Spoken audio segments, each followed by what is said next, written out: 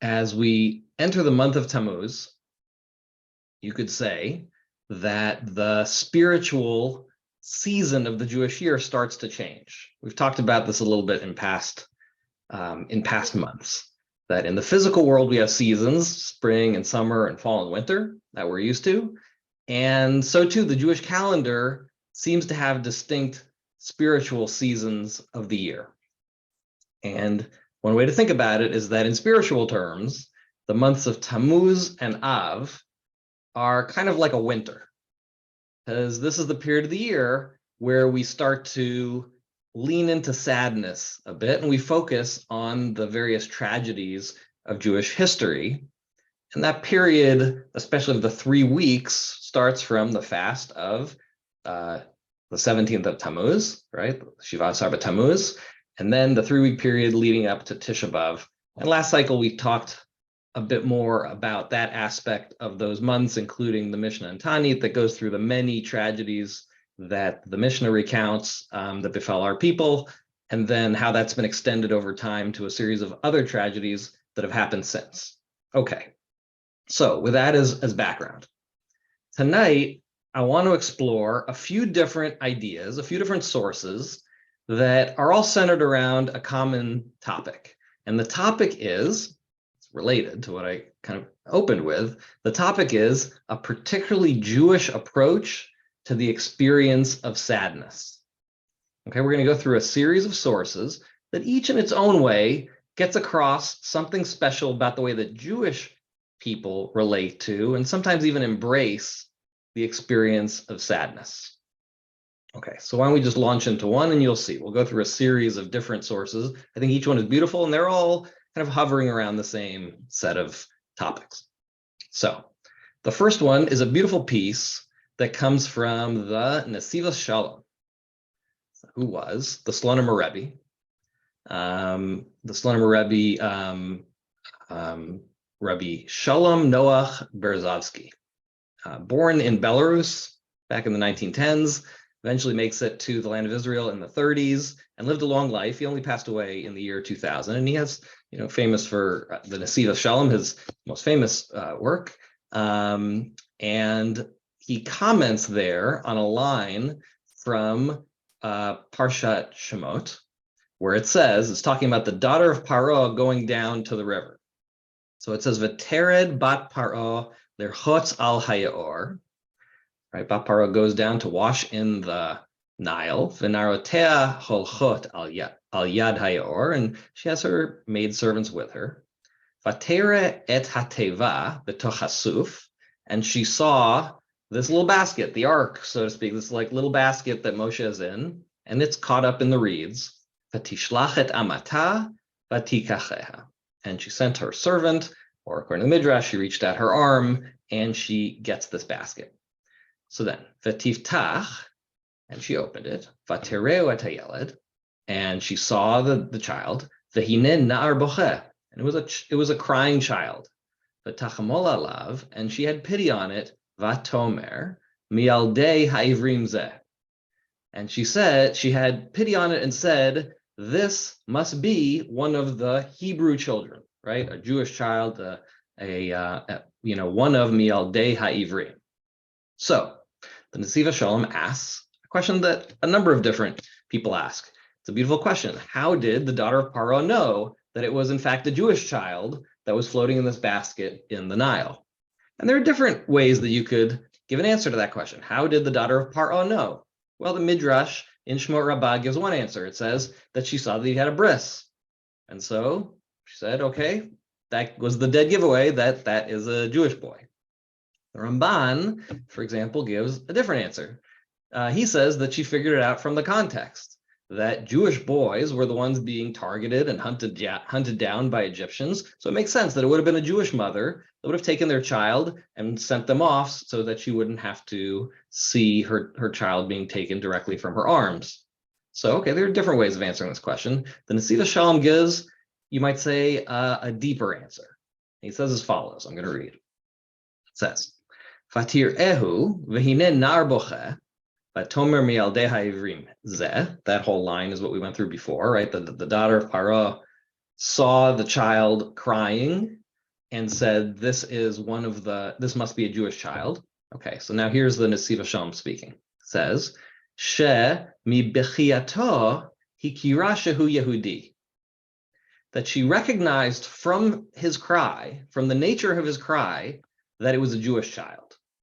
Kirata sheboche bechi shel tikva. Because she saw that he was crying with a cry of hope. A bechi shel tikva, velo bechi shel yeush, and not a cry of hopelessness. V'tomer mi'aldei ha'ivrim zeh, and she said, this must be a Jewish child, zohi bechiya Yehudit, because that is a Jewish cry. This bechi shel tikva, this cry of hopefulness, says the Nesiva Shalom, zohi bechiya Yehudit. This is a distinctively Jewish cry. Okay, and then he goes further, and he says that similarly, when we continue to cry for the destruction of the Beit HaMikdash, we do it in a Jewish way, with, again, so to speak, a cry of hope. So here's how this is continuing on in that piece. He says, "V'cha'asher Yehudi bocheh al churban Beit HaMikdash," when a Jewish person cries for the destruction of the Beit HaMikdash, harei zeh bechiyah shel tikva. This is a cry of hope. Shemerov gagaav uchukato leveit hamikdash uboche, because he is crying out of longing and connectedness to the Beit Hamikdash. Okay, so he's saying that when a Jew cries for the destruction of the Beit Hamikdash, this is a cry of hope. It comes from a place not of a victim's cry, lamenting something has been lost, but rather it's a cry of hope, a cry out of a sense of longing and a belief that that thing will be restored, right? Bechi shel tikva. Okay, so that's kind of the first piece that we're going to go through. And when you hear the words of the Nesiva Shalom, Bechi shel tikva, you can't help, I think, but make a connection to the song Hatikva, right? The hope, the national anthem of the state of Israel. So Hatikva, as we all know, is a very unusual national anthem in that it sounds like a ballad sung in minor key. It's highly unusual for a national anthem. Most national anthems are like, much peppier. So right, so like in the U.S. we sing, "Oh, say can you see?" But right, it's like it's an upbeat song. It's in major. It's meant to inspire you. And in Canada they say, "Oh, Canada," and it's all fantastic over there. And and that's kind of like, "Oh, Canada." Then in the UK they're like, "God save our gracious King, God save." Right, so everybody's like super excited. That's what national anthems are. They're like the rallying song of the nation. So, and then we've got Hatikva. That's like our national song. And you notice that it's very, very different. It's in minor. It's like this soulful, kind of sad song. It just sounds totally different. And then even when you pay attention to the words, Od lo avda tikvatenu, we have not yet lost our hope. It's a horribly sad song, like when you really think about it. And yet it's super inspiring, right? But when you just think about the tune and the words, it's actually shockingly, it's a ballad, right? It really is quite different than your normal run-of-the-mill national anthem. And the reason comes from the history of Hatikva, of the song, which is that originally it was a poem, or some version similar to it, was very, very similar, was written in the late 1800s, so long before the founding of the state, right? The original poem that winds up being Hatikva. And then it was put to music later, to kind of a folk song. And it's not until 1933 that the 18th Zionist Congress accepts Hatikva as the official anthem. But even in 1933 is a pretty rough year. And at that point, it's kind of like the opposite of a national anthem, right? Hatikva was the song of a stateless people hoping for a state that seemed no more than a pipe dream at that point, right? I mean, certainly there were things that had happened that would lead you to be hopeful that there would be a Jewish state. But if you were sitting around in the 30s, you would not say that you were on a direct path to having a Jewish state, clearly. And the state and the Jewish people hadn't had a state for thousands of years. So you might say that the song Hatikva, in the Nesiva Shalom's words, was a bechi shel tikva. It's in some ways a cry of hope.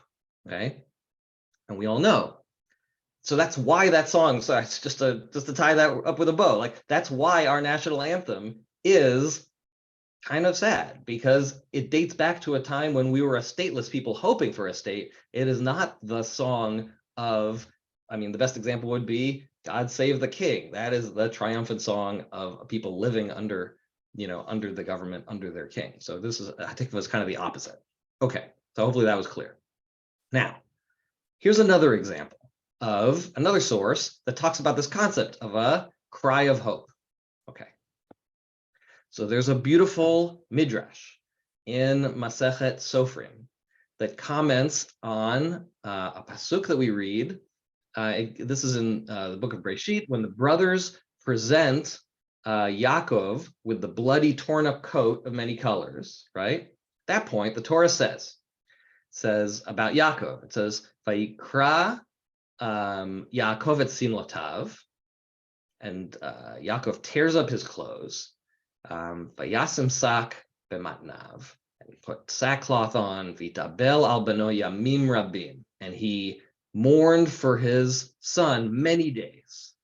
Okay, and all his sons and daughters tried to comfort him, and he says no. It says v'yema'en lehitnachem, and he refused to be comforted.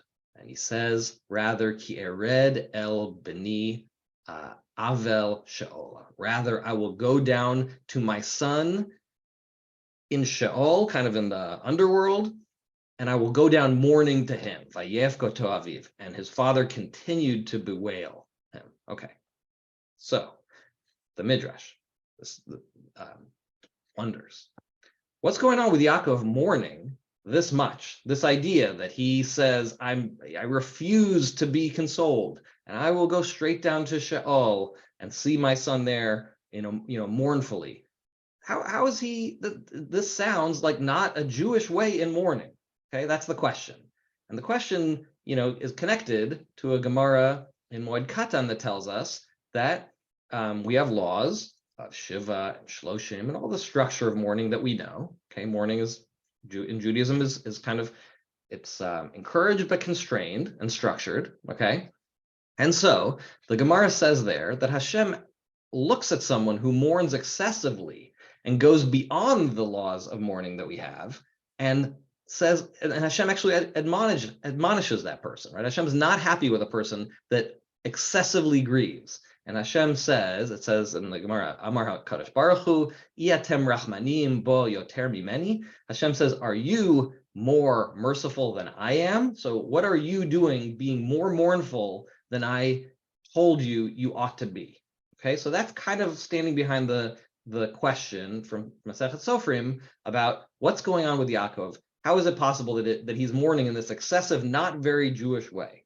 Okay, and so the answer given there is, says, what did Yaakov Avinu do when his sons brought him the stained coat, right, stained with blood? It says he did not believe them at all. How do we know this? Because it says, and he refused to be comforted.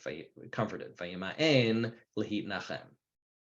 He refused to be comforted, says the Gemara, because no consolations are acceptable for a living person. What that means, what the Gemara is saying is, that the reason why Yaakov mourned so excessively is that he actually never believed that Yosef was dead. Had he believed that Yosef was dead, he would have constrained his mourning. He would have had Shiva, he would have had Shloshim, he would have had the year. But because he never believed that Yosef was gone, he always believed that Yosef was alive. Therefore, he said, I will never stop mourning, because you don't stop mourning for a person who is lost but alive. Okay, so this is ideas that Yaakov didn't trust the evidence of the bloody coat.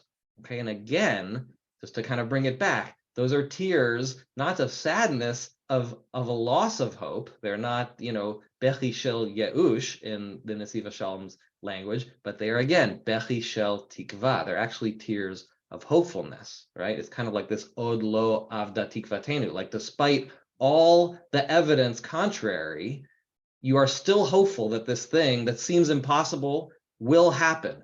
And because of your hopefulness, you are horribly sad that it isn't the case now.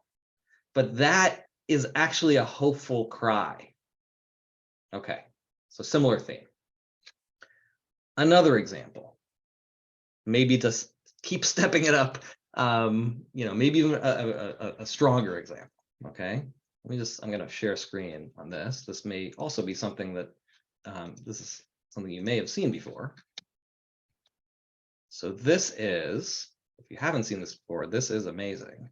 This, you can actually find this in the, I think this is in the Ghetto Fighters Museum in Israel. It's a museum in the north of Israel near Nahariya. And they have all these different artifacts from the fighters of the various ghettos and also from the concentration camps, things that people brought to the land of Israel after the war. So this is a card that inmates in the Bergen-Belsen concentration camp had and used before, or rather on Pesach. This is in Pesach 1944. As Pesach was approaching, some of the Jewish inmates there realized that they were going to eat chametz on the upcoming holiday, and they would eat anything that they needed in order to survive. But they still kind of wanted to have the experience of Pesach, and they composed the following. So I'm going to go through it. It says, Lifnei achilat chametz yomar bechavanat halev. So before you eat chametz on Pesach, you should say the following with intentionality. Avinu shebashamayim, hine galui v'yadua lefanecha, sheretzonenu la'asot retzoncha, v'lachog et chag ha'pesach be'achilat matzah, u'vishmirat isur chametz. It says, Avinu b'shamayim, our Father in heaven, it is known to you that we wish to be able to celebrate Pesach with the eating of matzah and by keeping the restriction of not eating chametz. Ach, al zot da'ava libeinu, but our hearts are saddened because shehashiabud me'akev, because our enslavement, meaning our current enslavement, and it's of course very powerful that this is talking about Pesach, but these are people saying because our current enslavement in concentration camps keeps us from doing to have a proper Pesach. V'anachnu nimseim besakanat nefashot, and we are in mortal danger. Hinenu muchanim umezumanim lekayem mitzvatcha v'chai bahem.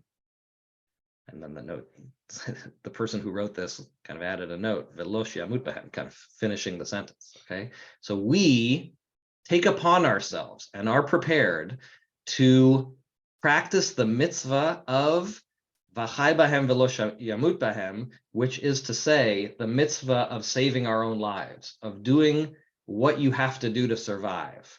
So we are not keeping the mitzvah of Pesach, but rather we are keeping the mitzvah of maintaining our own survival. Okay? Ve'lehizaher me'azharatcha hishamer lecha u'shmor nafshecha me'od. Similar theme, another pasuk about how you have to guard yourself. Basically, you have to protect your own survival. Al ken, therefore, tfilatenu lecha techayenu utkaimenu utga'alenu bimheira. And the spin on the shechayanu bracha that you normally make on a good time, it's kind of twisted here. It says, please sustain us and keep us and redeem us quickly. Lishmor chukecha v'lasot retzonecha v'leavdecha belevav shalem. Amen. To save us so that we can keep all of your laws and so that we can worship you in a full, with a full heart. Amen. So it's just unreal. Let me stop sharing. It's just unreal. So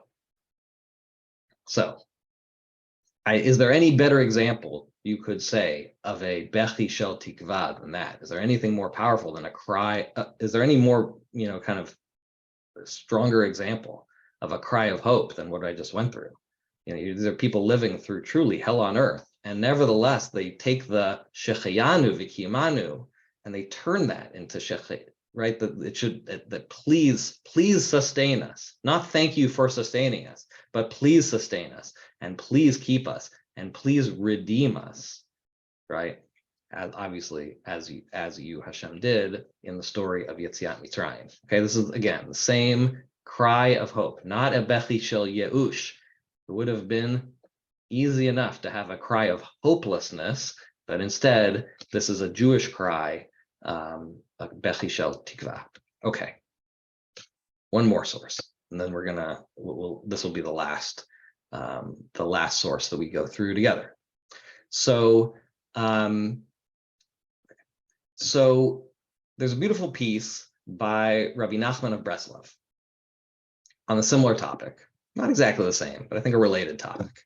Rabbi Nachman was a person who experienced very high highs and actually very low lows.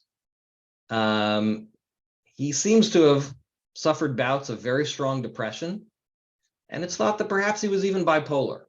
Okay, because his highs were very, very high, and then there are writings of sadness that are just incredibly low.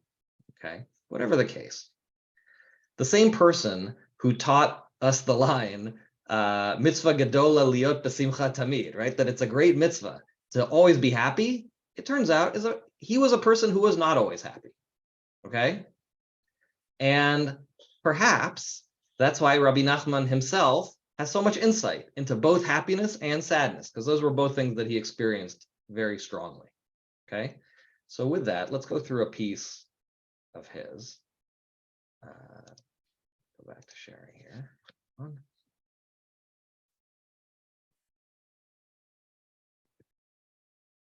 Okay, so it starts by just saying be'inyan hasimcha, on the topic of happiness. I'll go through it in English in the interest of time. It says, here's an analogy. Al pi mashal. Okay, here's an analogy. Sometimes when people are happy and dance, they grab someone standing outside the circle who's depressed and gloomy. And against his will, they bring him into the circle of dancers. Against his will, they force him to be happy along with them. And he says, it's the same with happiness.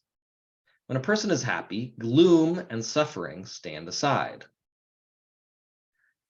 Yet, greater still is to gather courage to actually pursue gloom and to introduce it into the joy, such that the gloom itself turns into joy. A person should transform gloom and all suffering into joy. It's like a person who comes to a celebration. The abundant joy and happiness then transforms all his worries, depression, and gloom into joy. We find that he has grabbed the gloom and introduced it against its will into the joy, as in the aforementioned analogy. Okay, and I'm sorry for doing that quickly, because this is one that you could really go line by line in depth, but I'm just gonna, now that you've seen it, it's gonna try to break it down a little bit. So basically, what Rabbi Nachman seems to be getting at is that sometimes we think of joy as the absence of sadness. Okay, in the mashal, sometimes we think that when we are in the circle dancing joyously, that sadness stands off to the side. And that's kind of what it is to be joyous, is that you're in the middle of the circle and the sadness is something outside of your experience, right? Focus on the good and not the bad. Maybe what you might think. Don't focus on the things that bring you down, okay? Rabbi Nachman is teaching through a mashal, through a parable, something otherwise. He says that actually the next level is not just to push off the things that make you sad, but to embrace the sadness and bring it into the circle, so to speak. Okay, you have to force yourself to engage with the good and the bad, to make the bad part of the good until the bad actually becomes included in the good. Okay, so that's the thought. And again, I would just try to connect that with what we've seen over and over tonight. Just these little snippets, right? As we enter this kind of spiritual, sad, wintry season of the Jewish year, time when we focus on the tragedies of Jewish history through the period of the 3 weeks. Okay, just to have in mind as we embrace that sadness, that it should be in the sense of bechi shel tikva, in the sense of a cry of hope, as we saw. So just to recap what we saw. We saw a number of different sources on the topic. One, we learned the Nesiva Shalom about Moshe with his distinctive Jewish cry. And we learned that term, bechi shel tikva, cry of hope. Okay, and we saw Masechet Sofrim talking about Yaakov, who never lost hope for the loss of his son, and the fact that he was unwilling to lose hope is what made him more deeply sad. And yet, that ultimately, right, that cry of hope turns into joy at the end when he is reunited with his son. Okay, so his hopefulness actually makes him sadder in the present moment because he doesn't give up hope of something that he believes will be returned to him. And then similarly, we saw the Pesach prayer from the Bergen-Belsen concentration camp, almost beyond imagination, truly an inexplicable cry of hope, you could say. And we noted that Hatikva is our strange national anthem due to its history. It also is a cry of hope, a cry of a stateless people hoping that they would one day have a national anthem, and it is our national anthem, right? And finally, we saw Rabbi Nachman of Breslov's kind of his admonition that sadness is not something to be pushed off to the side, but rather it's something to be embraced for what it is and brought into the circle. Okay, so the bottom line is, hopefully, this isn't just one source, but enough sources coming together to bring up this very Jewish idea of not trying to suppress our sadness. Sometimes we're actually mandated, right, by halacha, in this period of the year to lean into sadness, because sadness is part of life. It's a real part of life. It's a part of real life. But while there has been a lot of things to be sad about and a lot to cry for in our history, if we do it from the standpoint of this bechi shel tikva and a not losing faith, it may make us sadder for the things that we don't have in the moment, but it actually leads over time to a greater joy when there is kind of this reunification, that hopefully we experience. Okay, so I'll leave off with that. Chodesh Tov, everyone. Great to see everyone.